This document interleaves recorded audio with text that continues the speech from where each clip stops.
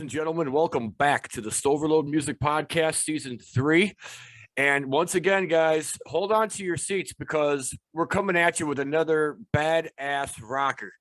And I know I give all my guests props, and I do that because each and every one of them are unique in their own right, and they have an amazing talent that they're sharing with all of us. So I'm always going to say something along those lines because that's how much I appreciate and admire what they do. So today is going to be a lot of fun.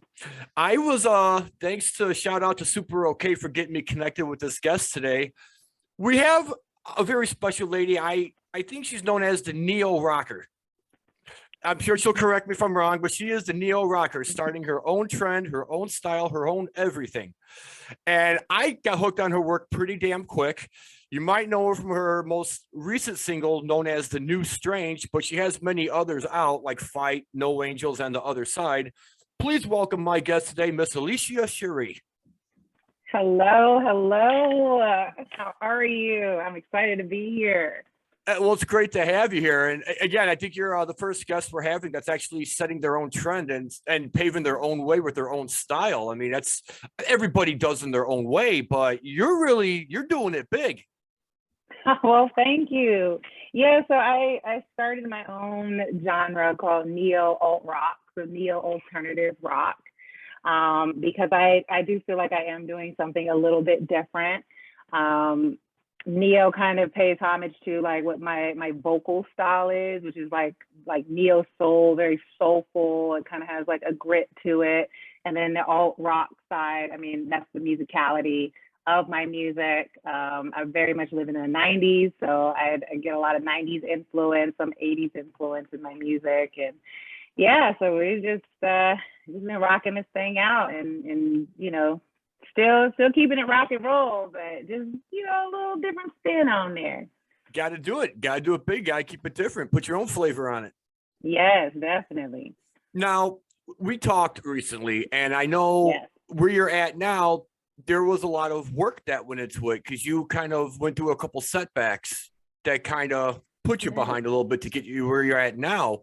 Where did you find the strength or the passion to be able to overcome and get to where you're at now? Oh, well, you know, it took a lot. So that setback that Mike is speaking of is some vocal loss that I experienced well over like a decade ago. I wound up getting sick and I lost most of my vocal range. Like I've always been kind of a big powerhouse kind of singer, even when I was a kid. And I lost all of that. And so I spent about 12 years kind of rebuilding my range, rebuilding my confidence, just so I can, you know, get back into the studio and record and feel comfortable enough to actually put music out and then eventually, you know, start performing live. And, you know, where I got that passion from, I mean, I've always had that passion for music. I've known since a very, very young age that this is what I wanted to do, was perform and write music and all of that. And so even during those like trying times of just trying to re-strengthen my voice, I that always sat with me, even on the days where I was just like, screw it, I give up. I'm never going to sing again. Like I have to find something else to do. I still, you know, it kept pulling me back in. Like it never left. So yeah, that's where I found the strength. And, you know, every day, I feel like with every song, every single that I release, my voice is getting even more stronger. I'm getting even more comfortable with my voice and my style and the direction that I'm going in. So you'll kind of hear a lot of like the progression from Fight to New Strange as far as like my range and just how I approach, you know, my songs. Yeah, absolutely. And one song I fell in love with that I really liked was your live performance of No Angels. Oh, well, thank you. You know, I feel like a lot of men really love that song. Like that's their like favorite song from me, whether it's the recorded or the live version. Like people love that song. It has a beautiful melody, and then you got that amazing guitar solo and that band with it. Like everything it was perfect. Well, thank you. In my opinion, I mean, everybody sees things differently, but to me, it's perfect. I loved it. Well, thank you. And let me just say, nobody rocks the mohawk better than you. Well, thank you, dear. I appreciate that. I can't imagine how long it took to be able to get it to that point and keep it that way. Oh man, it took a little bit. I've had at least one side of my head shaved for years now. I think I shaved my head back in 2010. And I started with just the one side. And then I got married and I actually shaved all of my hair off and dyed it blonde. So I had like a blonde fade for a little while. And then when I wanted to shoot my first music video for Fight, I was like, okay, well, I need hair. Like I need something that's going to kind of like, do its thing, rock with me, So I started growing it back out, and that took a little bit of time just to get kind of like a little mini fro thing going in the front. And I colored it silver, and I've been rocking that ever since. And just, it's evolved into this. And, some shows you'll see me where it's like super picked out and big, and then other times like I kind of keep it kind of low. It just depends on my mood. Right. It depends on how badass I feel that day and how big the fro is. Well, regardless, I mean, if you're in the crowd in between sets watching another band, you're the ringleader for encouraging people to headbang. Because nobody knows how to react. All they gotta do is just watch you. You know what I mean? Oh, that's what it is. It's like, oh, that's what you should be doing. Yeah, I definitely can't hide in crowds. It becomes a little difficult. Even when just on like a day-to-day making store runs and stuff, like sometimes I'll put like a head scarf on and, kind of have my hair like braided down so it'll fit underneath. Right. Just so I can not have to deal with people asking me about my hair all the time. Or following me to my car and it's like, oh my God, I want you in. And we have like a 30-minute conversation. Welcome to the rock life. Right. Now, your most recent single you released was New Strange. Can you take us behind the story of that song? Sure. Well, as you guys all know, that we have been experiencing, quite the pandemic. And so in 2020, the world shut down, live music, it was non-existent. I was doing a lot of like online shows to still kind of satisfy that craving, but it really wasn't enough. Like I really like feed off of being in front of people, being in front of a crowd and feeling that energy. And so I kind of like towards the end of the year, maybe around like September, I kind of just started feeling the weight of the pandemic and all the uncertainty. And I was starting to kind of feel a little negative about things and feeling like, okay, well, probably like when are we ever going to get back on a stage? When are we going to get to tour, that whole thing? And so I kind of became depressed. And in my depression, I started writing this song called New Strange. And the song is really about, how I was feeling during that time. And so like the verses tend to, kind of have a little bit of like a darker or about the lyrics, but the hook kind of brings about hope because every day, regardless of what was going on, every day I was still waking up and still breathing. So right. You can't be mad about that. So but just in the chorus, acknowledging that this is a new strange, and I think that we are going to be kind of living in this kind of weirdness for a while. Nothing's going to be how it was, prior to 2020, and just trying to adapt to that. You have to find the silver lining in it all, and so that's what that song was about. A song well needed. Thank you. Something well needed, because I think a lot of people got lost or depressed or felt like they were stuck in a standstill. Oh yeah, totally. And I'm noticing that there's a lot of people who are still kind of in that, because we're still in it, even though things are like opening back up. Things are seemingly normal, even with this latest surge. But I'm noticing that a lot of people, especially like a lot of my fellow creatives, are still struggling a lot with the pandemic. Right. So I'm trying to do my best to keep people, especially the people around me, like encouraged And, I'm hoping that, anybody who listens to my music who, whether they know me or not, will be encouraged as well. Absolutely. Absolutely. And it's weird too, because so many people during that time, they used that time. Some were stuck, whether you were depressed or being positive, a lot of people did use that time to create.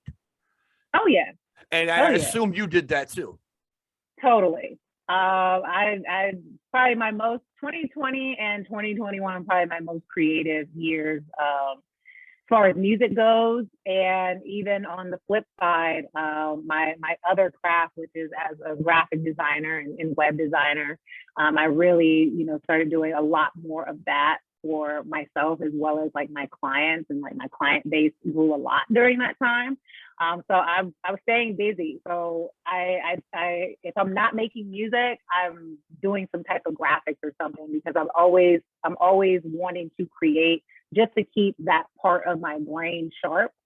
And so it's helpful. Like there's never a time where my brain is not not working to create something. And I admire that. We need more creators out there. We need more people that actually want to create and be unique. Yeah, and I feel like there's a ton of them out there, but it's so hard to feel comfortable to put yourself out there in that way, right? Because you don't always get the result that you're looking for. When you spend so much time creating things and you're like excited about it, and that excitement isn't met with like that same excitement from like other people, in the social media age, and you're like, oh, that only got like 2 likes or whatever, you get a little discouraged. And I feel like there's a lot of people who want to put things out there, but you have to get over that hump of like, okay, well, if I put this stuff out there, like, are people going to like it? And trying not to base, your value of whatever you created off of, how people responded to it. Right. Yeah. You gotta take the good with the bad when it comes to feedback. Either way it goes, though, it's still attention, whether it's good feedback or bad. People are still looking at you either way it goes. Either way. Yep. And there's a lot of risk involved with being a creative. So you have to be comfortable with risk. You have to be. Yeah. The world's a much different place now, because for people who are unique and creative, it doesn't always coincide with the way things are with cancel culture and people being so sensitive and all that stuff. You got to be a lot more careful now, and you got to tiptoe a little bit more. But that's a good thing about music. That's why I love your music and what you're doing, is that you're not stepping on toes, but you're not afraid to say what you feel. Exactly. Yep. And I'm always going to do that.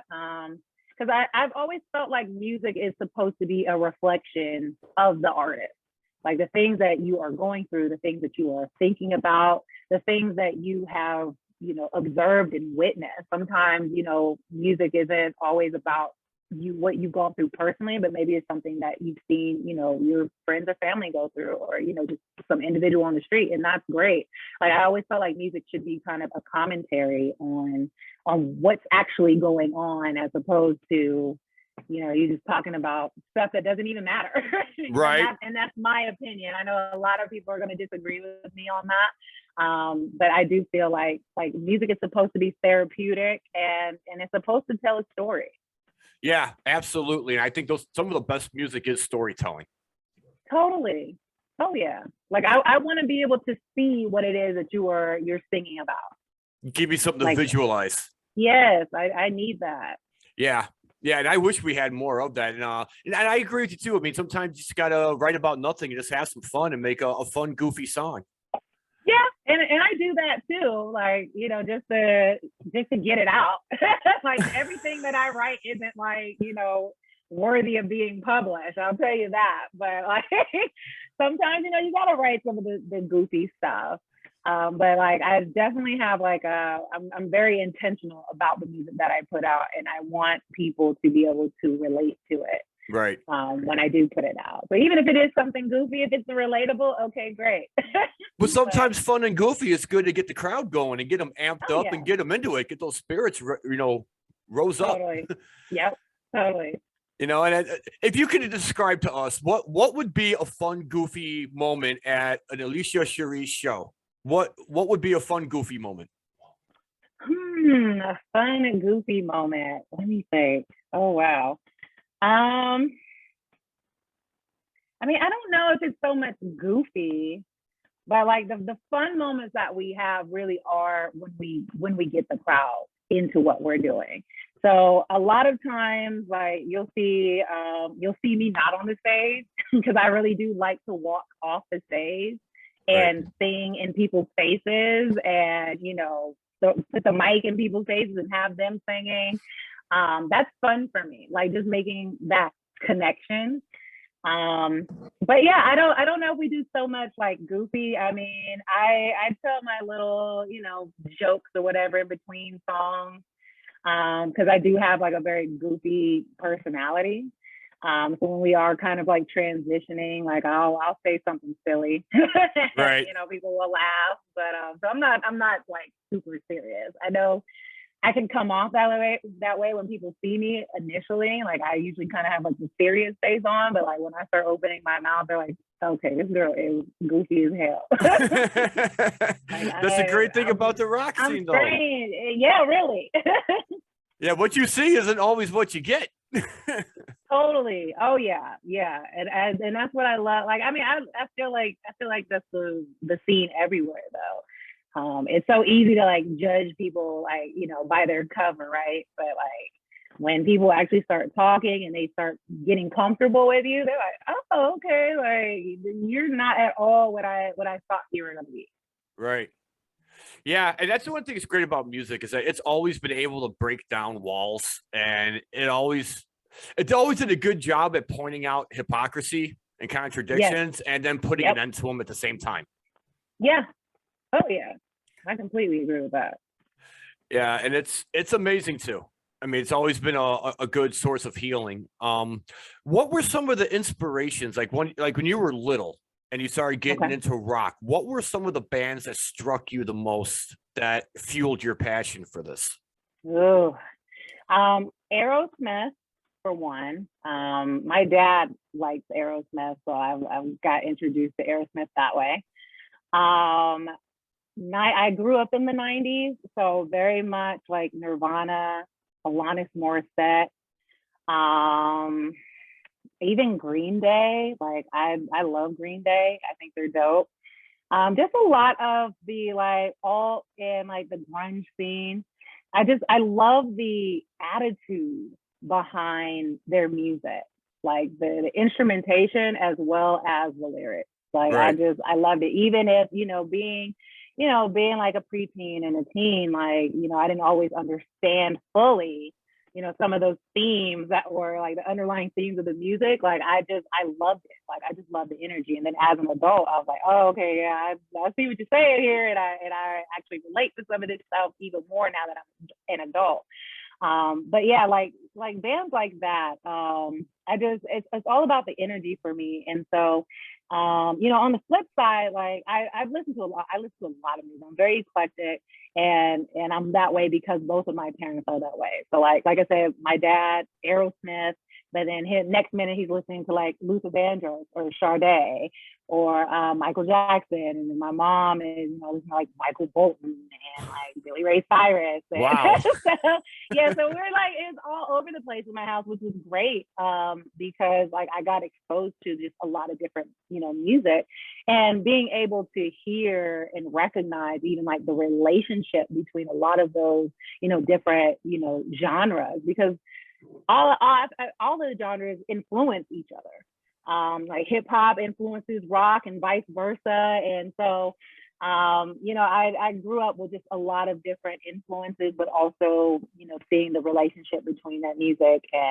But I knew that at some point in my life, like I wanted to do rock because of the energy. Like I've always seen myself on stage, playing the electric guitar and like, tall stiletto boots and, doing my thing. But as a kid and being, a young Black kid and growing up in like a very like, racially diverse town. I'm from Lompoc, which is in Santa Barbara County. And it's very like diverse because there's an Air Force base, and so there are kids always in their families being transferred there and whatever. But there's always this stigma, like as like a Black kid, that you're not supposed to like anything outside of like hip hop and Right. R&B. And so, a lot of those bands, like even like Smashing Pumpkins, like I like Smashing Pumpkins, and there was only like a certain group of friends that, I could feel comfortable, saying that around. And then, my other friends was like, I don't even mention rock around them. So that even went into my adulthood, and like when I was rebuilding, my voice and all of that, I got to a crossroads, and I said, okay, well, now that you're like in a space where you feel comfortable enough to sing again, which direction are you going to go? Are you going to go the route where like people are expecting you to go, which is like neo soul and R&B because of my voice? Or are you going to do what you've been wanting to do since you were a kid in the 90s? And I decided to go this way, but like still kind of bring some of this over here with me.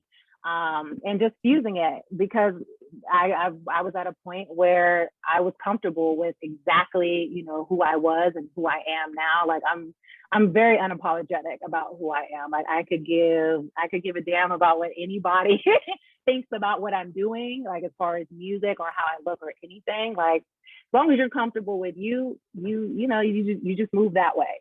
You live a way better life that way. And one thing that I've learned is that people respect you for that. So I've even had people come up to me and say, hey, like I'm not really into the kind of music that you do, but like I like the way you do it. I like how you are just out here and you are like living your truth. And I respect that. And for that reason, like I'll support it. And they'll tell somebody else who might actually like my kind of music, or buy tickets to the shows, and maybe they're not coming to the show, but they still want to support in some kind of way. And I think that's so dope. Like, yeah, as long as you true to yourself, like people have no choice but to respect it. Right. Well, yeah, it's also a good eye opener for inspiration, because a lot of people are trying to figure out how do they get to that point, and when do they get to that point. And music has always been like it was for you. It's always been a good leader in building self-confidence and encouragement of following your dreams.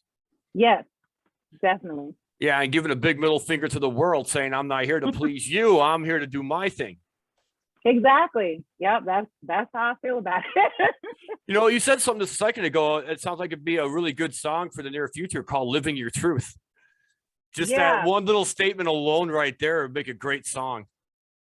Well, you know what? I may just have to do that then. I may have to put some lyrics to that. There you go. Forgive me. Ideas just come out of me at times. I don't think about it. I appreciate it. I love hearing other people's ideas, and like that's what we're supposed to do. We're supposed to be like inspiring each other. So yeah. I over-inspire at times. You can ask my best friend Alex. For every one good idea I have about 5 or 6 bad ones. But I don't think there's such a thing as a bad idea, because even in those quote unquote bad ideas, there's some inspiration there. Yeah, there's still some inspiration. Yeah, I mean, you gotta go through a lot of bad ideas to get to the good ideas. Oh yeah. Yeah. Oh yeah. That's just how it goes, though. So we're at a point in the show right now. We do something called The Floor Is Yours. And this is a special time that I leave for you. If you want to say anything to your guests, new listeners, or anybody watching or listening right now, what would you like to tell them? Well, I would like to tell anybody who's listening right now to not be afraid, to live fearlessly in pursuing your dreams. Whatever your dreams are, whether those aspirations are in entertainment, whether that's, you want to be a doctor, like whatever it is, whatever you wake up every single day thinking about and wanting to do, go for it. And don't be afraid to go for it, because there's a reason why you have such a heart and a passion for that thing. And you have to pursue it. And even on the days where things aren't working out and it's like, screw this, maybe I need to do something else, I mean, take the time to like be irritated by the fact that it's not working out, but don't sit in that for too long. And then, get up the next day and keep going after it, because I have never known, perseverance to fail. Anything that I've ever put, my mind to, and my energy towards, I've been able to manifest it in some way. And I'm still doing that. And I just want to encourage people to find value in the things that they love to do and to just keep going after them despite the obstacles. Because the obstacles are unavoidable. Nothing is a smooth road. It's not avoidable. So you just have to look at that obstacle and learn from it and keep pushing. Golden words. And I love that. Perseverance has never failed me. It never fails. And that's not even just like a personal experience. That's what I've witnessed, and just in like my immediate circle, even people I don't know. You always hear these stories about like where certain artists came from, and like their upbringing and how they got to the point that they are, and their stardom or whatever. And people go through a lot to like get to what they're trying to do, get to that end goal. And so but you have to keep going. And when you want to give up, like there's been plenty of times where I've wanted to give up. Usually when you feel that way, that means that you're on the brink of like of something, like something great is about to happen. So like when I start feeling like that, I'm like, okay, something dope's about to happen. So I better just keep pushing, because there's something on the other side of, this irritation or this depression or whatever it is, So yeah, you just got to keep going, just persevere. I love that saying. And I always give a world of respect and props to artists who have messages like that, because the world needs so much more of it now than ever. Oh, yeah. Oh, yeah. We need to keep encouraging each other. Absolutely. Work together, support one another. That's what my show is all about. Yes. And I love that. And I thank you for having this show and giving, artists like myself, and Super Okay. Shout out to Super Okay, because they were the ones who linked us together. Like giving artists who are out there, who are going against the grain and just wanting to do something new and different, and giving us a platform to share. I appreciate that so much. We appreciate you, because we get to hear great music that gives us escapes from our problems, or we have good music that helps build us up and motivates us. So thank you for what you do. You're so welcome. So if fans want to find you and they want to follow you and get up to date or get their hands on your CDs or your merchandise, how can they do that? Yes, so you can find me literally everywhere. Every music distribution platform, streaming platform. I have my own website, Elishia Sharie, ELISHIA SHARIE, ElishIaSharie.com. That's where you can go listen to my music. You can see some of my videos. You can buy merch. I'm on YouTube, where you can go look at more videos. You can connect with me on Instagram and Facebook and Twitter. I'm literally everywhere. So just find me and come say what's up. That's what I love about you. You're so open as an artist. You love to connect and talk with people. Only when it's not about your hair, though. Right.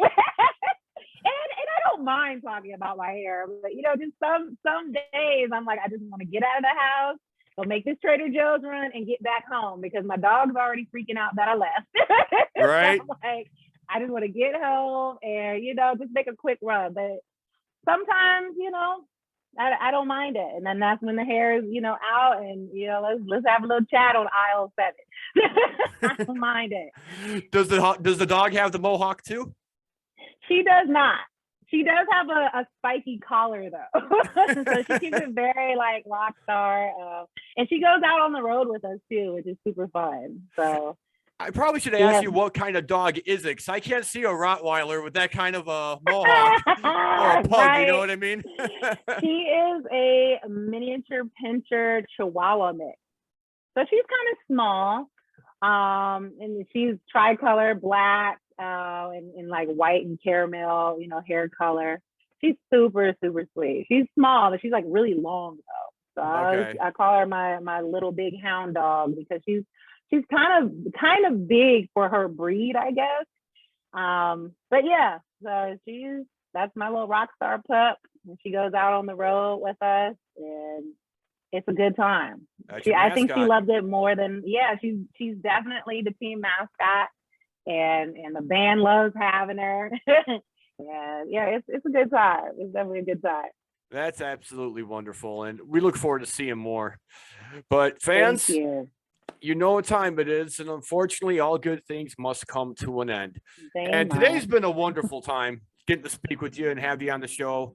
And thank you for all your help leading me in the right direction to acquire some other talents for the show. I'm not going to give away what that is yet, fans. Nope. You'll know when it comes. Stay tuned, you guys. Oh, yeah. But I can tell you this much.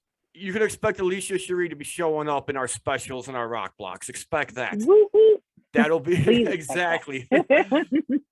Thank you so much. You're very welcome. It's been a true honor. Until then, fans, this is all the time we got for today. But Elishia told you how to find her, how you can hook up with her, support her, maybe even get some hairstyling tips if you want. But until then, that's all the time we got for today. I will be back next week with another new episode. This has been my guest, the beautiful, the talented Miss Elishia Sharie, and we're out.